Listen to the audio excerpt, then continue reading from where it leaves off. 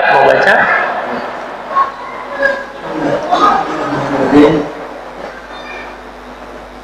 Surat Al-Kahfi ayat 49. Ya. Artinya, dan didapatkanlah kitab, lalu kamu akan melihat orang-orang yang bersalah ketakutan terhadap apa yang tertulis di dalamnya. Iya. Dan mereka berkata, aduhai celaka kami, kitab apakah ini yang tidak meninggalkan yang kecil dan tidak pula yang besar, melainkan dia mencatat semuanya, dan mereka dapati apa yang telah mereka kerjakan ada tertulis, dan Tuhanmu tidak menganiaya seorang jua pun. Iya. Dalam riwayat yang sahih, Rasulullah SAW bersabda, ada satu kartu yang tertulis La ilaha illallah, ya, kartu bitaqah. Kartu itu yang bisa menyelamatkan kita. Hanya dengan kalimat La ilaha illallah bisa menyelamatkan kita, dan Allah akan mengampuni semua dosa kita ketika itu. Ya, berbahagialah menjadi seorang mukmin. Ya, berapa banyak pun dosa yang dilakukan tanpa direncanakan dulu, ya, tapi karena atas dasar kejahilan dia melakukan dosa, lalu dia mohon ampun kepada Allah, niscaya dia dapati Allah Maha Pengampun. Semuanya apapun dosa kita. Oleh karena itu jangan pernah berputus asa dari rahmat Allah. Allah akan ampuni. Berbeda pendapatnya ulama dalam menetapkan apakah dosa kecil dan dosa besar. Ibnu Taimiyah rahimahullah mengatakan termasuk dosa besar. Ya, walaupun kita tahu yang diampuni dengan sebab-sebab perbuatan kecuali tobat, ya. Kalau tobat diampuni semua dosa termasuk dosa besar. Tapi amalan-amalan yang sedang kita bicarakan ini memang sebagian jumhur mengatakan dosa-dosa kecil yang diampuni. Tapi Ibnu Taimiyah rahimahullah berkata diharapkan juga diampuni dosa besar, karena dalam hadis tersebut tidak dinyatakan kecil atau besarnya dosa kita. Yang penting Allah akan ampuni dosa kita. Ya, nanti saya akan arahkan kemana kita harus baca hadisnya. Oleh karena itu kita bisa lihat hari ini satu ayat yang Allah berikan semangat kepada kita dengan amal soleh yang kita lakukan, bertobat kepada Allah dengan sebenar-benarnya, menyesali perbuatan yang sudah kita lakukan, mohon petunjuk kepada kita untuk yang akan datang. Kalau petunjuk itu yang akan datang, yang lalu itu ampunan. Oleh karena itu Allah Subhanahu wa taala berfirman dalam ayatnya, kalau kita mau lihat dalam surah Az-Zumar ayat 53 yang berulang-ulang sudah saya bacakan, Qul ya ibadiyalladzina asrafu ala anfusihim la taqnatu min rahmatillah innallaha yaghfiru dzunuba jami'an innahu wal ghafurur rahim. Ya, katakanlah kepada hamba-hamba kami yang melampaui batas. Apa melampaui batas maksudnya? Udah kebangetan bikin dosanya, kebangetan dosanya. Dosa kita ini kalau mau dicatat sebagaimana dalam surah Al-Kahfi tadi, ya, semuanya dicatat, yang kecil yang besar semua tercatat dosa kita. Terbelalak kita ketika itu. Namun kalau ini tidak dimotivasi dengan benar, maka banyak orang pasti akan berputus asa, kepalang tanggung. Ya, setan membisikkan dalam benak kita, kalau kau sudah banyak dosanya, kau sudah tidak diterima taubatnya, ya sudah kepalang tanggung. Nah, ini yang paling bahaya. Sementara orang-orang yang melakukan dosa besar ini dibuka peluang oleh Allah berdasarkan ayat tadi. Qul ya ibadiyalladzina asrafu ala anfusihim la taqnatu min rahmatillah innallaha yaghfiru dzunuba jami'a innahu wal ghafurur rahim. Ya, wahai hamba-hamba kami yang telah melampaui batas, janganlah kau berputus asa dari rahmat Allah. Sesungguhnya Allah mengampuni semua dosa, tidak terkecuali sebenarnya semua dosa. Apakah termasuk syirik? Iya, termasuk syirik juga diampuni kalau dia mau kembali kepada tauhid, mau dia memperbaiki diri, mau dia mohon ampun kepada Allah, mau dia menyesal atas perbuatan yang lalu, mau dia berjanji tidak mengulangi hijrah apabila memang lingkungan sudah tidak bisa diharapkan, insya Allah dia dapati. Ya, kenapa? Allah mengampuni semua dosa. Yaghfiru dzunuba jami'a. Kenapa? Karena salah satu sifat Allah, innallaha yaghfiru jami'a, Allah akan ampuni karena sifat Allah adalah Maha Pengampun. Ya, Maha Pengampun, Maha Penerima tobat. Jangan pernah berputus asa dari rahmat Allah. Ya, oleh karena itu Rasulullah SAW bersabda dalam hadis halaman 142 Bukhari Muslim. Ya, saya bacakan terjemahannya, yang lain dibuka. Ali bin Hatim radhiyallahu anhu berkata, bersabda Rasulullah SAW, tiada seorang dari kamu melainkan akan berhadapan ditanya oleh Rabbnya tanpa ada antaranya dengan Rabbnya seorang juru bahasa.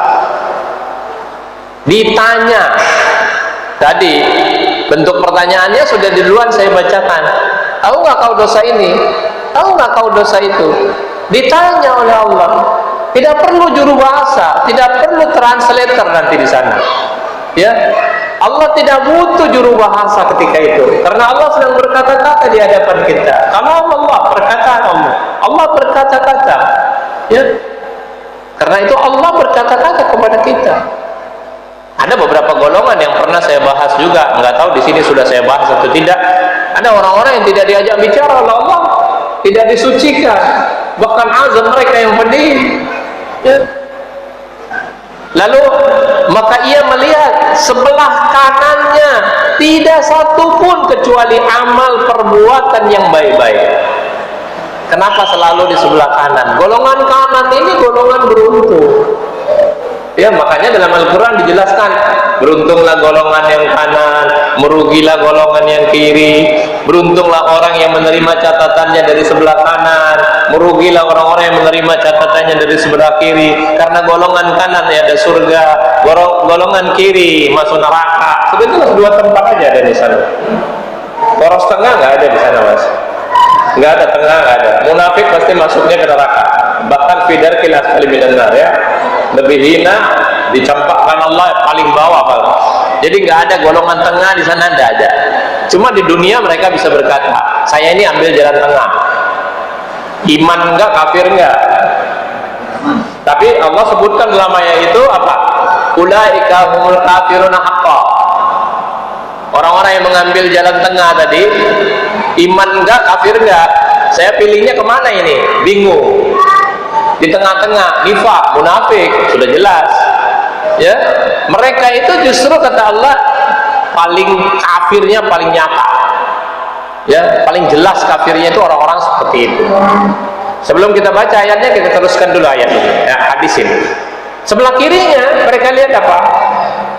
Semua amal-amal dia yang tidak baik. Coba perhatikan hadis ini sambil dibuka halaman 142-nya. Dia melihat ke sebelah kiri, juga tidak melihat sesuatu pun kecuali perbuatannya yang buruk.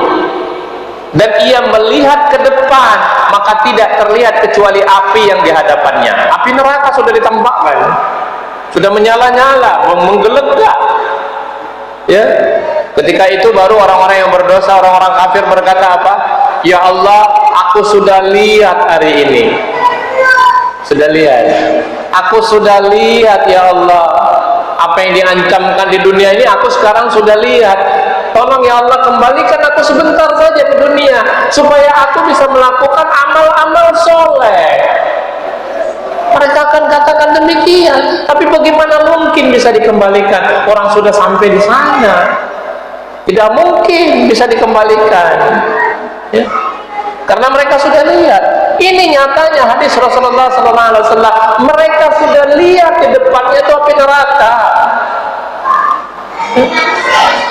Maka janganlah, ya coba, maka jagalah dirimu dari api neraka walau dengan bersedekah separuh biji kurma.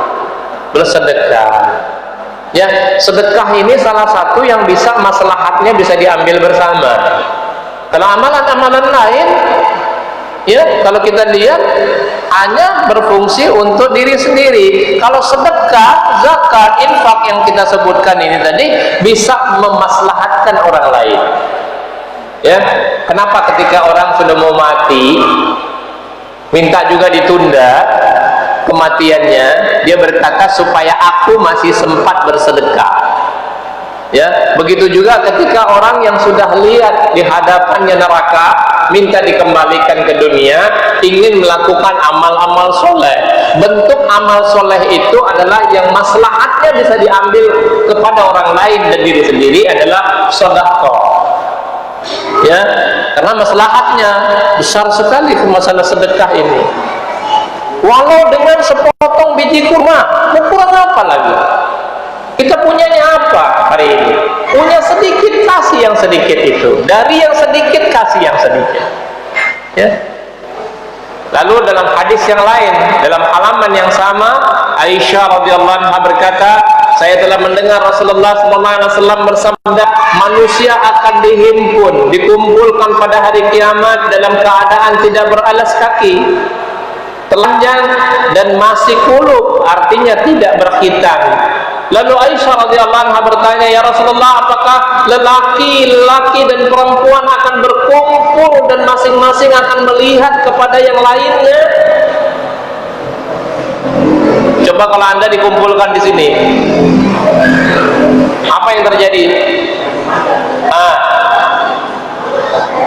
Ya, tapi di sana sudah dikumpulkan dalam keadaan telanjang laki-laki dan perempuan dalam satu tempat di padang mahsyar sana.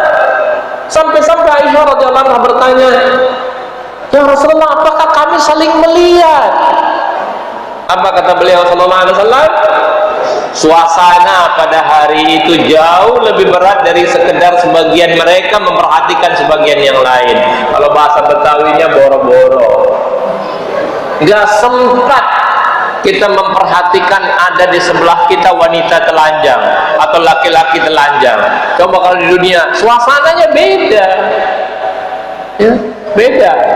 Bahkan hadis sebelumnya saya bacakan tadi, Abu Hurairah radhiyallahu anhu berkata, bersabda Rasulullah SAW, akan berkeringat manusia, berpeluh, berkeringat di hari kiamat hingga mengalir keringat mereka sampai 70 hasta. Ini iman masalahnya. Keringat bisa sampai 70 hasta. Ya. Dan tenggelam mereka dalam keringatnya sendiri hingga ke mulut dan telinga mereka. Coba bayangkan suasana pada hari itu. Ya. Sudah dilihat. Pada saat sudah dilihat, apa yang dikatakan orang-orang yang berdosa, orang-orang kafir, di dunia disuruh beriman dan mau. Tapi di akhirat begitu sudah ditampakkan neraka, hari ditampakkannya kesalahan, hari ditampakkannya neraka. Sudah dilihat, baru pada ngomong. Nah, sering kita baca ayat ini. Coba kita buka dalam surat Sajadah, surat 32 ayat yang ke-12. Sudah nampak, sudah ditampakkan, neraka sudah kelihatan. Aku sudah melihat, kembalikan aku ke dunia. Mana mungkin? Pada hari itu tidak bisa lagi dikembalikan. Silakan.